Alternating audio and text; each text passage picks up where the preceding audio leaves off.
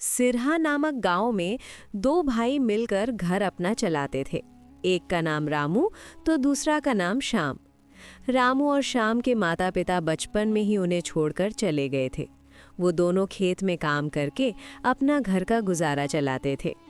उनके पास एक जमीन था, वो भी सरपंच ने उनसे हथिया लिया था।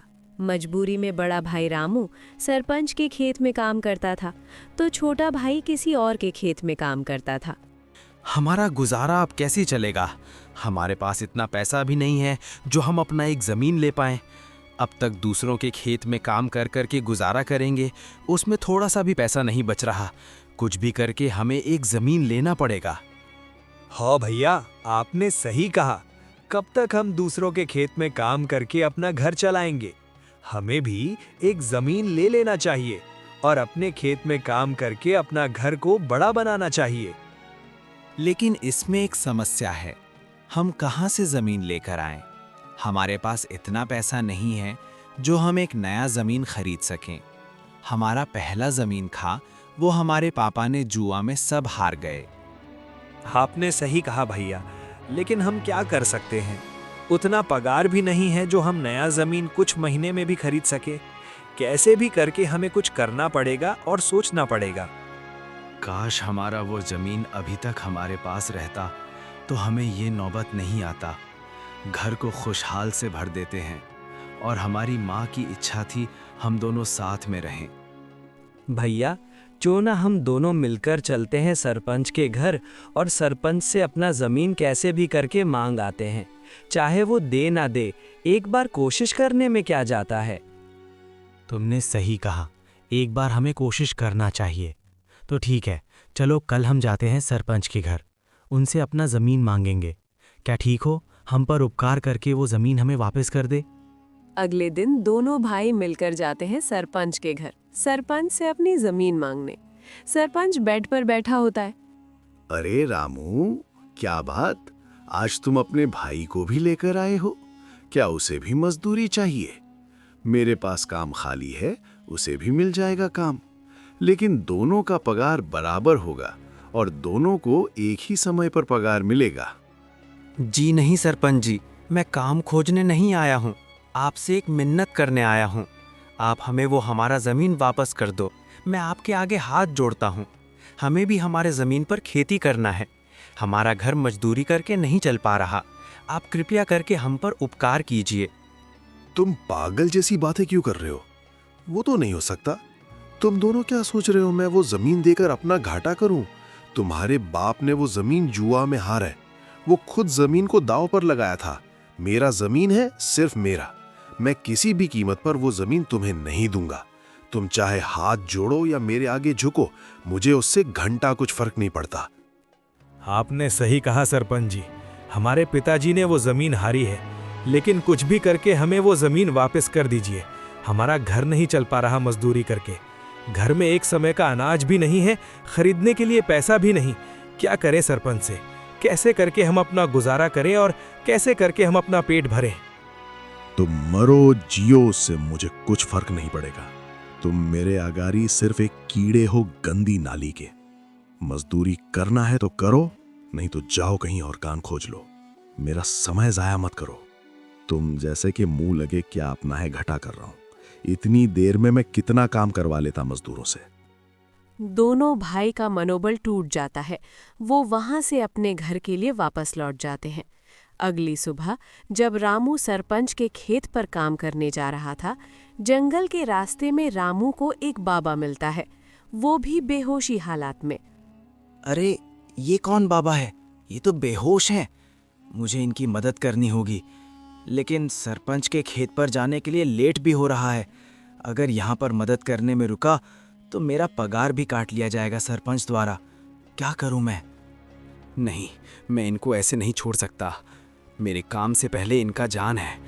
कैसे भी करके इनको बचाना होगा। इंसानियत के खातिर मैं इनको यहाँ पर अकेले छोड़कर नहीं जा सकता। रामू बाबा को वैद्य के पास लेकर जाते हैं। वैद्य के पास उनका इलाज होता है बहुत देर तक। तब तक रामू बाहर में खड़ा रहता है। तभी थोड़ी देर बाद वैद्य आता है। सही समय पर आए हो बेटा। उनको गंभीर हार्ट अटैक आया था। अभी वो खतरे से बाहर हैं। तुम उनसे मिल सकते हो। नहीं नहीं वेद जी, मुझे बहुत लेट हो रहा है। मैं जाता हूँ सरपंच के खेत पर काम करने के लिए, वरना वो मेरा पगार काट लेगा। एक समय के लिए भी मेरा लेट होता है तो पगार काट लेते हो।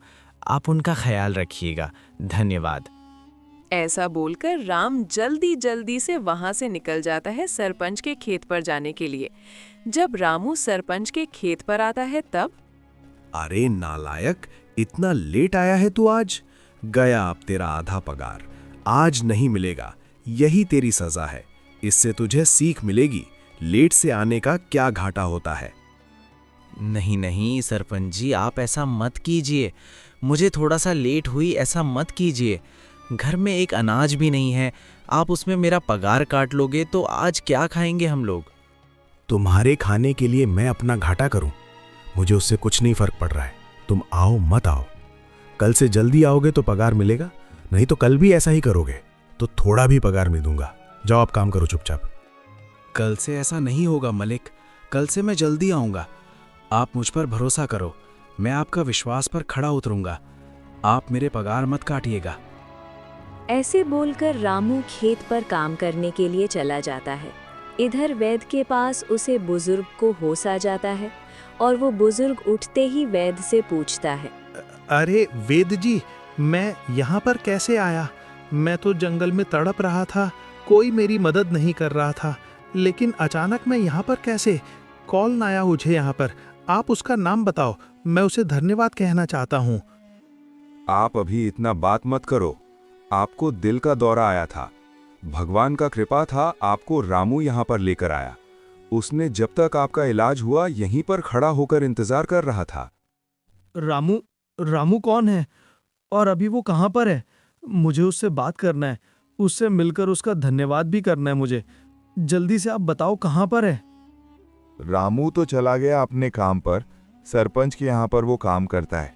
उसे बहुत लेट हो रहा था तो वो आपके यहाँ पर छोड़कर चला गया। अब आप ठीक हो? क्या सरपंच? सरपंच तो मेरा बेटा है, वो मेरे ही खेत पर काम करता है, मुझे मालूम भी नहीं था। अच्छा, धन्यवाद, भेजिए। आपका शुक्रिया बताने के लिए और मुझे बचाने के लिए। मैं चलता हूँ अब रामू को खोजने के लिए। ऐसा बोलकर बुजुर्ग वहां से चला जाता है सरपंच के खेत पर। सरपंच के खेत पर पहुंचते ही वो देखता है सरपंच खेत के बगल में खड़ा हुआ है। अरे पापा, आप आ गए? और इतना देर कैसे लगा? आप तो बोल रहे थे सुबह में आ जाऊंगा, अभी दोपहर होने को हो गया। आपको इतना लेट कैसे लगे? अरे बेटा, मैं क्या बताऊं, मैं जंगल के रास्ते आ रहा था, मुझे अचानक से दिल का दौरा आ गया था। वो तो शुक्र मनाओ भगवान का कृपा था, जो लामू वहीं से जा रहा था तो मुझे को देख बेहोश, तो उसने मेरा मदद किया। आज मैं रामू के वजह से जिंदा हूँ, वरना आज मेरा देहांत हो जाता। क्या हुआ रामू? वो हमारा नौकर है जो, उसने आपकी मदद की, इसीलिए आज उसे आने में लेट हो गया। चलो ठीक है, मेरे लिए इतना ही काफी हो। आप बच गए, नहीं तो मैं अकेला यहाँ पर क्या करता। चलो, अच्छा ही है, हमारा नौकर भी कुछ काम आया हमारे।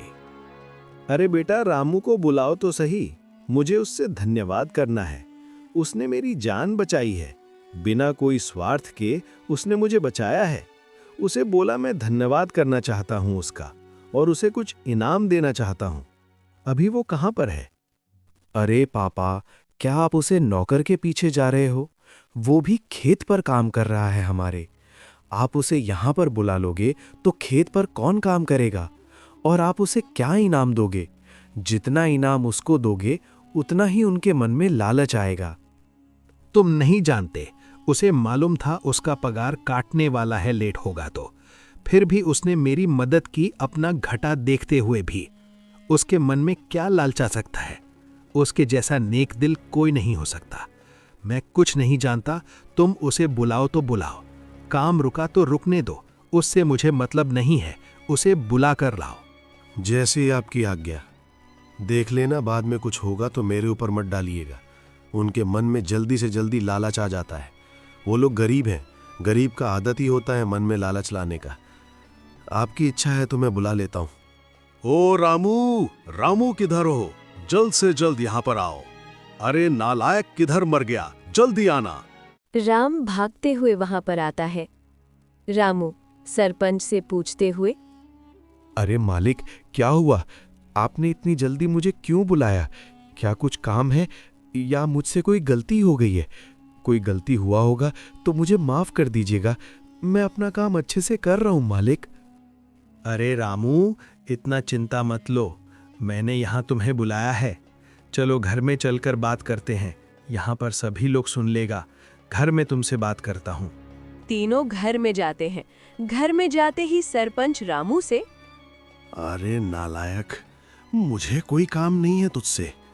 तू जैसे गरीब से मैं क्या काम करवाऊं? तुझे काम करवा कर मैं अपना ही घाटा कर रहा हूं, मुझे लग रहा है। ये देख, मेरा पिताजी तुझे खोज रहा था। उन्हें तुझसे कोई काम है। अच्छा राम, तुम हो? तुम ही ने मेरी जान बचाई थी उसे संकट भारी वक्त में। तुम्हारा जितना शुक्रिया करूं उतना ही कम है। तुम्हारा बहुत बहुत शुक्रिया रामू। आज तुम्हारे वजह से मैं यहाँ पर खड़ा हूँ, वरना आज मैं जंगल में ही मारा पर रहता। मालिक, आप ठीक हो गए। भगवान का लख लख शुक्रिया, आप बच गए। मैं वैसे आपको जंगल में मरते हुए नहीं देख सकता था। मेरा फर्ज था आपको बचाना और इंसानियत को भी बचाना। मुझे अच्छा लगा आप ठीक हो, और धन्यवाद करने की कोई ज़रूरत नहीं है मालिक। अरे रामू, तुमने इतना बड़ा उपकार मेरे ऊपर किया हो। तुम्हारा जितना धन्यवाद करूं उतना कम है। तुम्हारे ईमानदारी से मैं बहुत प्रसन्न हुआ हूं। मैंगो, तुम्हें जो मांगना है मांगो। मैं आज अपनी इच्छा से तुम्हें जो मांगोगे वो दूंगा। अरे मालिक, इसका कोई ज़रूरत नहीं है मालिक। वो तो मेरा फ़र्ज़ था। इंसानियत के नाते मैं आपको सिर्फ बचाया है। आप ठीक हो वही मेरे लिए काफ़ी है। और बात रही मांगने की, तो मुझे कुछ नहीं चाहिए। मेरे पास सब चीज़ है भगवान की कृपा से। नहीं नहीं नहीं, ऐसा मत बोलो। तुम्हें कुछ ना कुछ मांगना ही होगा। तुम्हारे वजह से मैं जिंदा हूँ, और तुम्हें कुछ ना दूं तुम मुझे वो बोझ देखा लगेगा। तुम्हें कुछ ना कुछ मांगना ही होगा।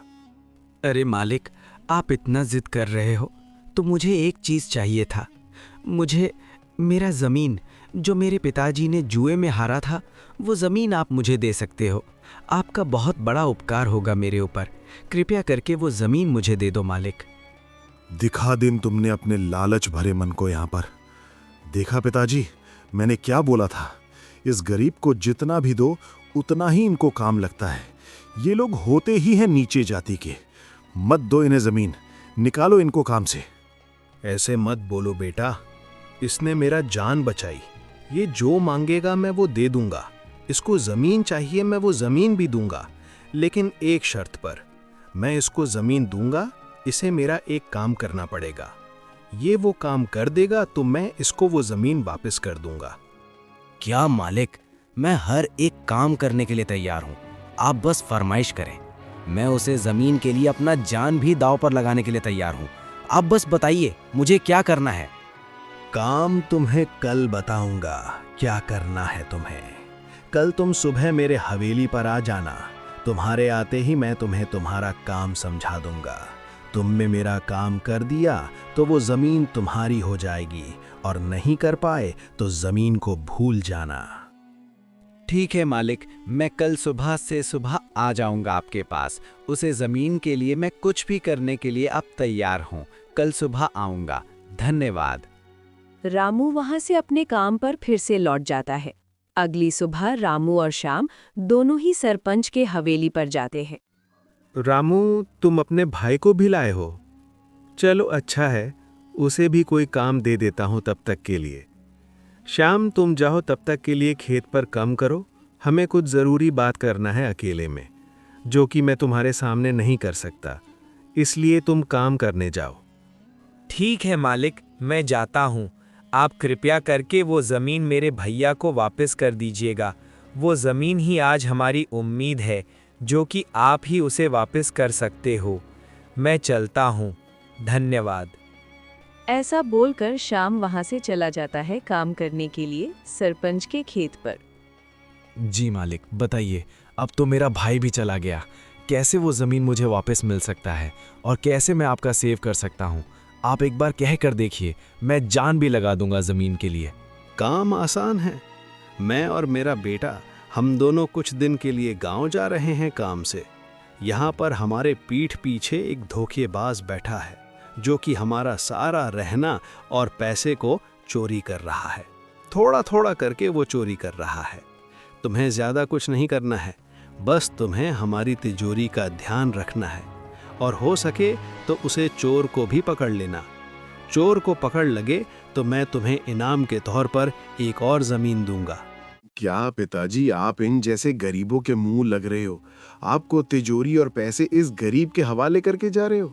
क्या ठीक है, चोरी कर लेगा तो हम तो कहीं कभी नहीं रहेंगे। आप ऐसा मत कीजिए, इस पर मत छोड़िए हमारा घर। क्या बेटा, तू भी छोटी छोटी बात पर गुस्सा हो रहा है? तुम्हारे पास कोई और उम्मीद है? हमें ज़रूरत से जाना पड़ रहा है बाहर, किसी और के ऊपर हम छोड़ भी नहीं सकते हैं। एक रहा रामू, उसने मेरी मदद की थी, इसलिए मैं उसे पर भरोसा करके छोड़ रहा हूँ। क्या ठीक वो ईमानदार निकलेगा तो हमारे उम्मीद पर खरा उतरेगा। जी मालिक, मैं आपका तिजोरी का पूरा ख्याल रखूंगा, क्यों ना मुझे जान देनी पड़ जाए। मैं आपके पैसे और उसे चोर को ज़रूर पकड़ के रहूंगा। आप मुझ पर भरोसा करके जो काम करने के लिए। आज रामू, तुम इतनी आसान मत समझो इस काम को। जब तक हम लोग वापस नहीं आते तुम्हें सभी के हिसाब किताब सब संभालने होंगे। और वो जो चोर है वो हमारे ही बीच से कोई है, हमारा अपना ही चोरी कर रहा है, बस तुम्हें उसे पकड़ना है। तो हम लोग अब निकलते हैं गांव के लिए। ऐसे ही बोलकर थोड़ी देर में ही सरपंच और उसका पिता दोनों दूसरे गांव के लिए रवाना हो जाते हैं। और रामू इधर मन में, मलिक ने मुझ पर भरोसा करके छोड़कर गया है घर को, लेकिन मैं उसे चोर को कैसे खोजूंगा और कैसे समझेगा वो चोर है। हे भगवान, तू ही कोई उपाय बता। बल्कि एक काम करता हूँ, आज रात भर मैं जागता हूँ, कल सुबह तक तो सरपंच जी और उनके पिता भी आ जाएंगे। और इधर वो चोर और कोई नहीं, सरपंच का एक नौकर होता है जिसका नाम होता है बलदीप। बलदीप मन में, अरे वाह, भगवान तेरी लीला परंपार है। आज क्या ही तो मौका मिला है। आज न सरपंच है न उसका बुद्ध बाप। ये रामू तो, इसको तो मैं रात में जहर मिलाकर इसको मार ही दूंगा। घर का सारा सोना और पैसा लेकर यहाँ से भाग जाऊंगा। रात को जब रामू तिजोरी वाले कमरे में बेड पर बैठा होता है तब वहां पर बलदीप आता है रामू के लिए जहर वाला खाना लेकर। क्या रामू, कितने देर तुम काम करोगे यहाँ पर? भूखे प्यासे बैठे रहोगे? लो, मैं तुम्हारे लिए खाना लेकर आया हूँ। थोड़ा सा खाना खा लो, उसके बाद आराम से बैठकर तिजोरी का ख्याल रखना। मैं भी चाहता हूँ तुम्हारा जमीन तुम्हें वापस मिल जाए। अरे धन्यवाद आपका, लेकिन मैं अभी खाना नहीं खा सकता। मुझे तिजोरी का रक्षा करना है और सरपंच जी का मनोबल को जीतना है। मैं किसी पर भरोसा नहीं कर सकता, मुझे माफ़ करिएगा। अरे रामू, क्या तुम मुझ पर भरोसा नहीं करोगे? मैं तो यहीं का हूँ, तुम मेरे हाथ का खाना खा सकते हो। मैंने ये तुम्हारे लिए प्यार से बनाकर लाया है, लो खा लो। क्या तुम भी अपनी जिद पर अड़े हो? चलो, आप इतना जिद कर रहे हो तो मैं खा लूँगा। आप यहीं पर खाना रख दो और आप चले जाओ सोने के लिए। मैं थोड़ी देर बाद खाना खा लूँगा। बलदीप खाना देकर वहां से चला जाता है। तभी रामू अपने मन में सोचते हुए, अरे सरपंच जी ने और उनके पिताजी ने बोला था कोई अपना ही है जो धोखा दे रहा है इस घर में। मुझे तो लग रहा है ये बलदीप जी ही है जो धोखा दे रहा है। इनको कैसे मालूम हुआ जो हम जमीन के बारे में बात कर रहे थे?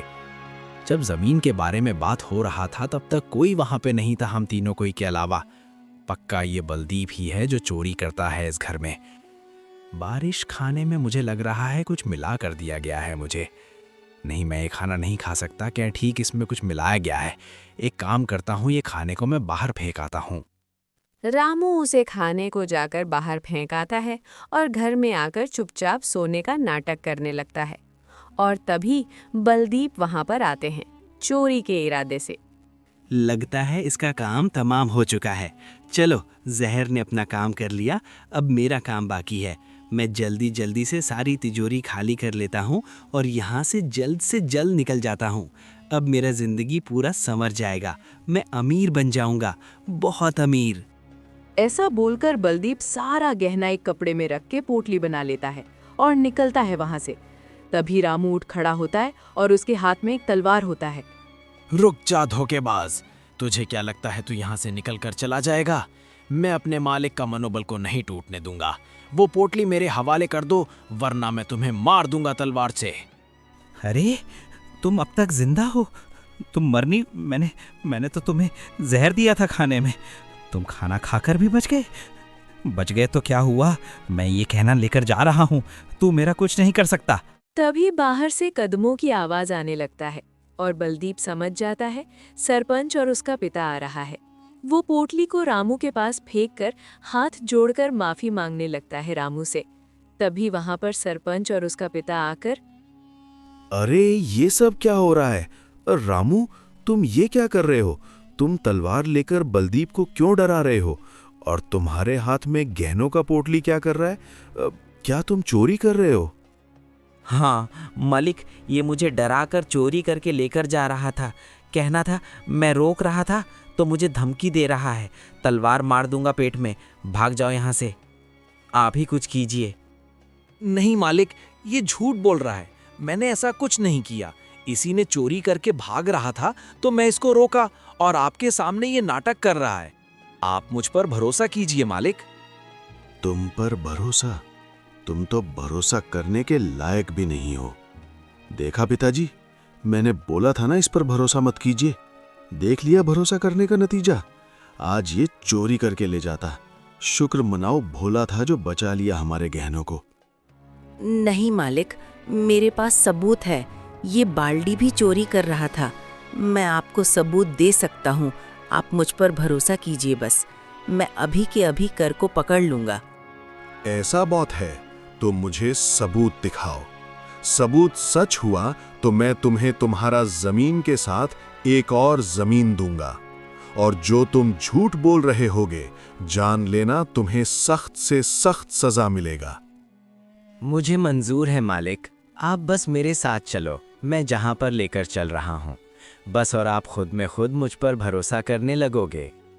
ऐसा बोलकर रामू सभी को अपने साथ पीछे खेत में ले जाता है। खेत में पहुंचने के बाद सभी वहां पर देखते हैं रामू जी खाना फेंका था, वो खाना खाकर सारी चींटियां और चूहे सभी मर चुके हैं। देखिए मलिक, बलदीप ने मुझे जो खाना दिया था उसमें जहर था। उसने जहर देकर मुझे बेहोश करने की कोशिश की है और सर गाना लेकर भाग रहा था। मुझे उसका चालाकी का पता चल गया था, इसलिए मैंने खाना बाहर में फेंक दिया था। ये बलदीप तू ही था जो हमारे घर में रहकर चोरी कर रहा था। जिस थाली में तूने खाया उसी में छेद कर दिया। हम तुझे काम देते थे करने के लिए और तुम हमारे घर में ही चोरी कर रहे थे। तुम्हें सजा मिलेगा, सख्त से सख्त सजा मिलेगा। माफ़ी मलिक, मुझे माफ़ कर दीजिए। मैं अंधा हो गया था पैसों के लालच में। मुझे माफ़ कर दीजिए। मुझे एक मौका दे दीजिए सिर्फ मलिक, मुझे बख्श दीजिए। मासी, वो तो कड़ा भी तुम्हें नहीं मिलेगा। अभी रुको, मैं पुलिस को लेकर आता हूँ और तुम्हें तब बताऊंगा। पुलिस जाकर बलदीप को पकड़ के ले जाता है अपने साथ। सरपंच यहाँ रामू से, रामू, तुम्हारे ईमानदारी से मैं बहुत प्रसन्न हुआ हूँ। आज तूने दिखा दिया ईमानदारी इंसानियत कुछ भी कर सकती है। आज तुम्हारे कारण हम लुटने से बच गए और घर का जो चोर था वो भी पकड़ा गया। मैं तुम्हारे ईमानदारी से प्रसन्न हुआ हूँ। मैं तुम्हें तुम्हारा जमीन और एक और 10 बीघा जमीन इनाम के तौर पर दे रहा हूँ। उसे पर तुम खेती करके अपना घर चला सकते हो। धन्यवाद मलिक, आप लोगों कारण मेरा और मेरे भाई का जान बच जाएगा। आपको मेहनत करके अपनी जमीन पर अनाज उगाएंगे और उसे बेचकर अपना गुजारा करेंगे। धन्यवाद। ऐसे ही करते करते महीने बीत जाते हैं। राम और श्याम दोनों मिलकर अपने खेत पर मेहनत कर करके अच्छी फसल उगाकर अपना जमीन को हरा भरा कर देते हैं।